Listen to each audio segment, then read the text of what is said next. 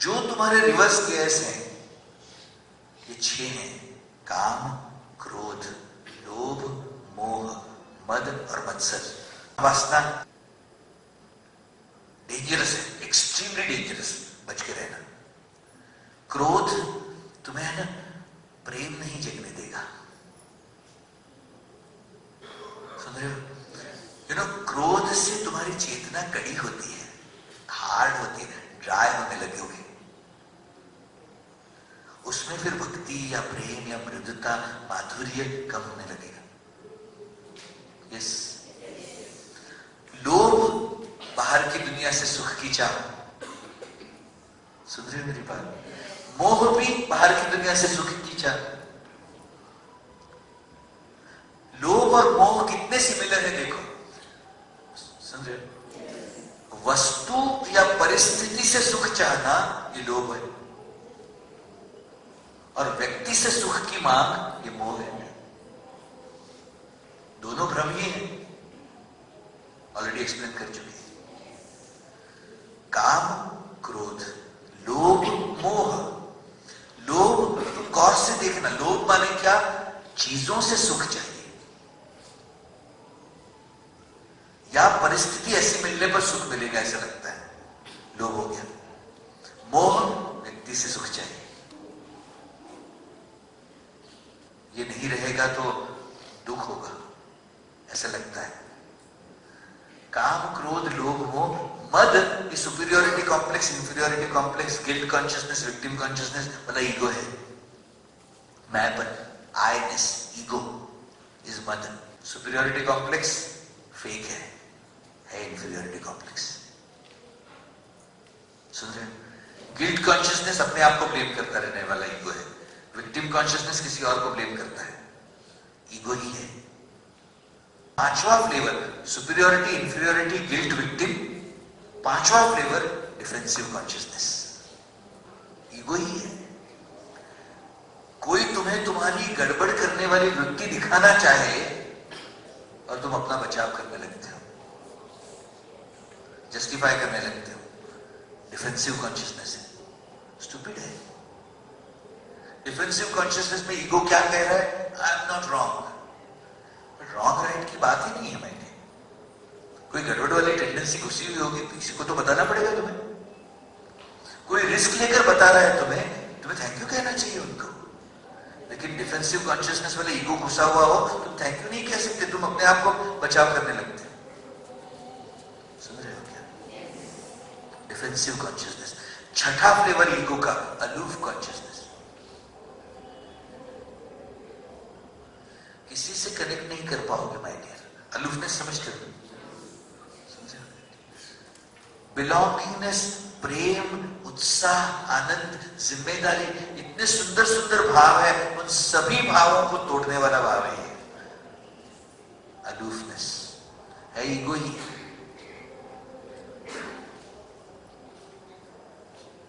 Aloofness समझते हो मेरी बात? ये ईगो चढ़ा हुआ होगा, इतने सुंदर सुंदर लोग होंगे आसपास, लेकिन किसी से आत्मीयता बना ही नहीं पाओगे, अलूफ हो गए, अकेले हो गए। छठा फ्लेवर है ईगो का। सातवां फ्लेवर मैं कहता हूं अटैकिंग कॉन्शियसनेस। कोई बहुत इंटिमिडेटिंग होगा, ईगो चढ़ा हुआ है, कनेक्टेड है सुपीरियोरिटी कॉम्प्लेक्स से, सुन रहे? अच्छा, एंड आठवां फ्लेवर कंप्लेनिंग कॉन्शियसनेस। पता है कुछ लोगों को आदत पड़ी हुई है, सब कुछ अच्छा है लेकिन करके लिस्ट बनाने लगेगी। कंप्लेनिंग कॉन्शियसनेस वाला ईगो होगा ना, बेस्ट से बेस्ट माहौल में भी कंप्लेन करने के लिए कुछ ढूंढ लेगा, किसी को रॉन्ग बोलेगा तब राइट फील करेगा।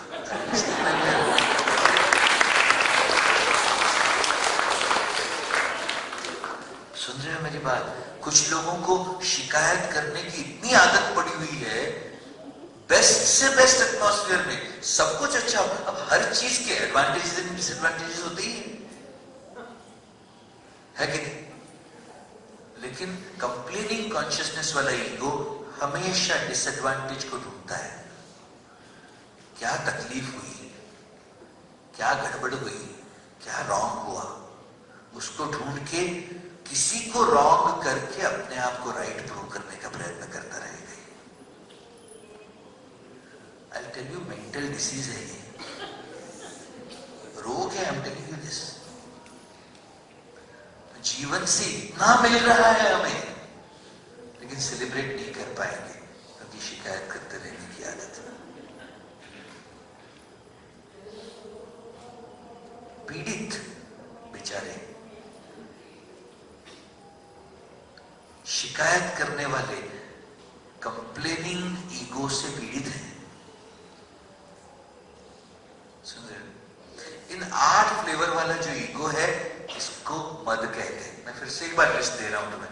तुम्हारे जीवन को नुकसान करने वाले 6 जो फैक्टर्स हैं, समझ लो उसको। काम, क्रोध, लोभ, मोह, मद। मद के 8 flavours: superiority, inferiority, guilt, victim, defence, aloof, attack, complaint. List clear? ये मद है। और फिर मत्सर यानी जेलसी। किसी के अंदर कुछ अच्छा देखा और पेट में गुड़गुड़ शुरू। सुन रहे हो? किसी की ताकत देखी, स्ट्रेंथ देखी, किसी का कुछ सक्सेस देखा, किसी का कुछ बहुत पॉजिटिव पॉइंट देखा और तुम में वो ना होने का भाव जगा, ये मत्सर है। डायरेक्टली अभाव जगाने वाला मत्सर है। अच्छा, तुम गौर से देखो कि ये सबके साथ नहीं होगा, तुम्हें कुछ ही लोग होंगे ऐसे। यस। अच्छा, उसी व्यक्ति के अंदर सभी पॉजिटिव्स देख के नहीं मत्सर जगेगा। जहां तुम्हें अपने अंदर कमी का एहसास होगा, किसी के अंदर की कुछ अच्छा ही देख के, वहां मत्सर जगेगा। रिपु कहते हैं इनको। 6 रिपु यानी दुश्मन। तुम्हारी चेतना के, सत, चित और आनंद वाली चेतना के ये 6 दुश्मन है: काम वासना, क्रोध, लोभ, मोह, मद और मत्सर। इन 6 के 6 अगर तुम थोड़े से समझते जाओगे, अरे लिसनिंग, ये 6 के 6 अलग अलग डालियां हैं, लेकिन बीज तो एक ही है, अभाव का। काम वासना तृप्ति की कमी से आएगी।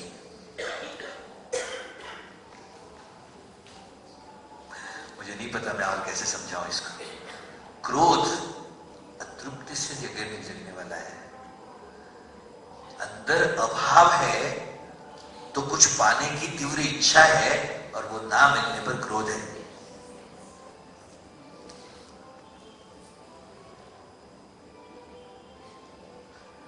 क्रोध के साथ, चिंता के साथ हमेशा कोई न कोई इच्छा होगी।